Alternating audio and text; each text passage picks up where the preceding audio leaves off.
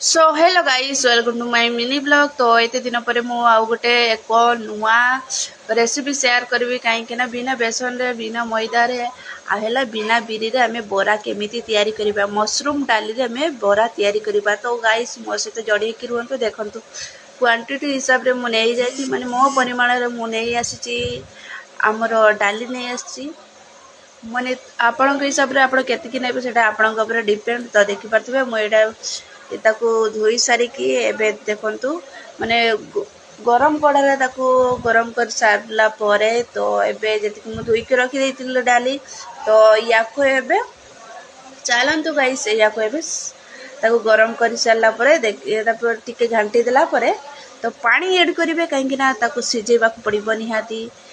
ताकू पानी ऐड करिवे तापरे हमर आसी जीवो एबे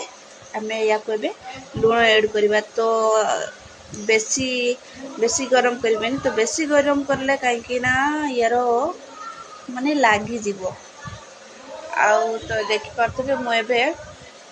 पानी ऐड करबी आपन हिसाब रे मु तो मो हिसाब रे मो पानी ऐड करि नै छी।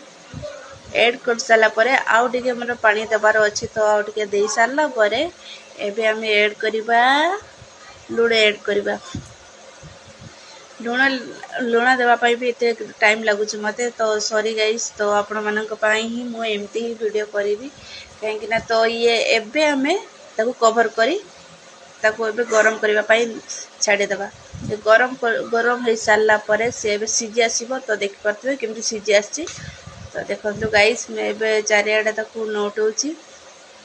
तो देखंतु यार लुक माने लुकटा जेबळे थिला सेबळे तो एबे मु आलू एबे ये करबी आज प्रस्तुति चली तो देखो ये हमारा अदा रसुण पेस्ट आ को अलग जगह केमती कवर कर रखी तो देखो एक घंटे सारापर थाली कवर कर मैंने काढ़ीदेवी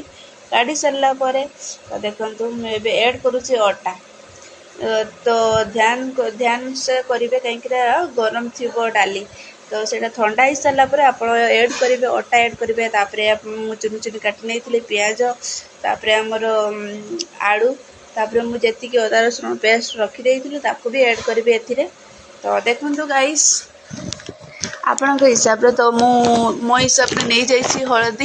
हलदी गुंड तापर ऐड करवा आम लुण से अल्प लुण ऐड कर देती तो मो हिसाब से हलदी नौची तो देखिपे यार कलर के भली आसो तो आपण मैंने देखिपारे फाइनल लुक रे। तो देखंतु या सब दल चकुटी करी ताकू एबे तो देखो मोर लुण आसीगला तो लुण भी ए